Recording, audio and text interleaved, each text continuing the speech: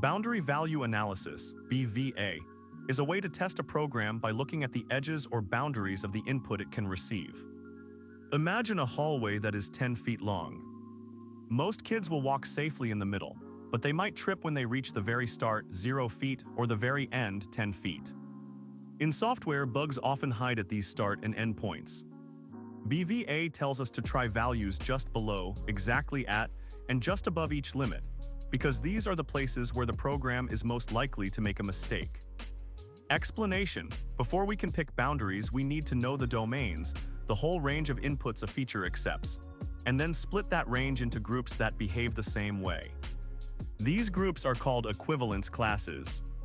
For example, a vending machine that sells drinks for ages 5 to 12 treats every age between 5 and 12, the same, one class. Ages below 5 are another class, the machine says too young. Ages above 12 are a third class, the machine says too old. By testing one value from each class, we get confidence the whole class works, and BVA adds extra tests at the class borders. Explanation: every input range has a smallest allowed value minimum, a biggest allowed value maximum, and a typical or normal value nominal. Think of a garden hose that can be turned to let water flow between 0 and 100 liters per minute. The minimum is 0, no water, the maximum is 100 full blast, and a nominal value might be 50, a comfortable flow. In BVA, we write test cases for the minimum, the maximum, and a value in the middle. We also check just inside and just outside each limit, for example 0 to 1, 0, 1 and 99, 100, 101, to see if the program correctly accepts or rejects them. Boundaries can be inclusive, the limit is allowed, or exclusive, the limit is not allowed. Using the age restriction for a video game as an example, if the rule says players must be 13 years or older, the lower boundary 13 is inclusive. Age 13 is okay. If the rule says players must be older than 13, then 13 is exclusive. Age 13 is not allowed, only 14 and above. In BVA, we create test cases for both sides, one just below the boundary, one exactly at the boundary, and one just above, making sure the program respects the inclusive or exclusive rule. When a feature has only one input variable, BVA is straightforward. Pick the low, high, and middle values for that variable. When there are two or more variables, we need to think about their combinations.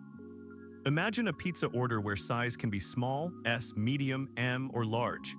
L and the number of toppings can be 0 to 5.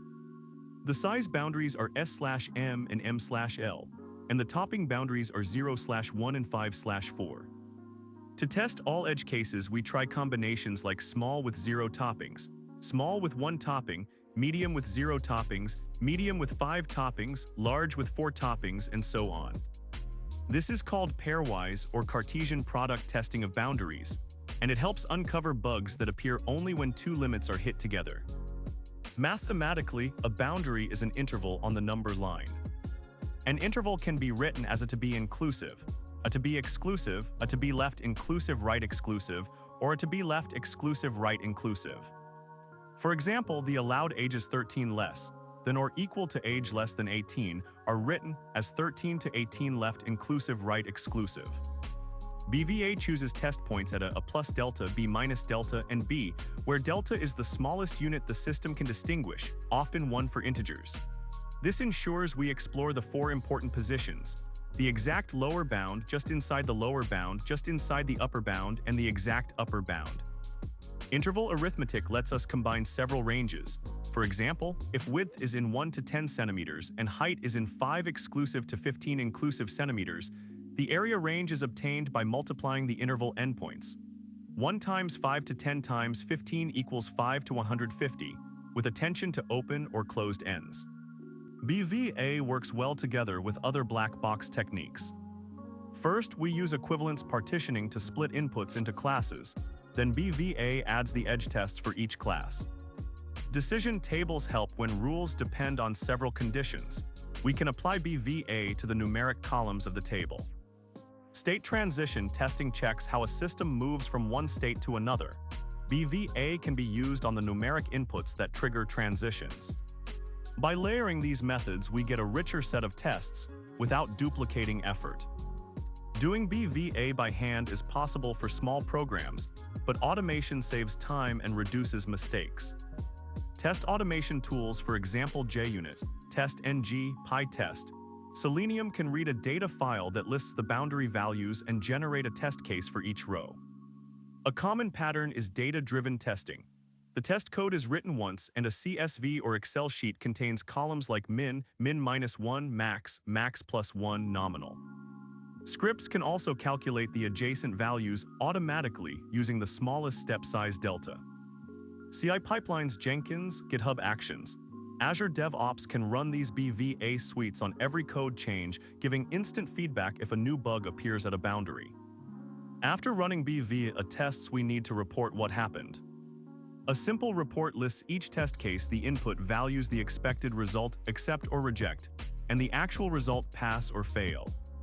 We also calculate coverage, what percentage of the identified boundaries were exercised. If any test fails, we note the defect, its severity, and which boundary caused it. Visual charts, for example, a bar for each boundary showing pass-fail, make it easy for managers to see where the software is strong and where it needs improvement. Over time, trends like many failures at the upper exclusive limit help the development team focus on fixing the most error-prone parts.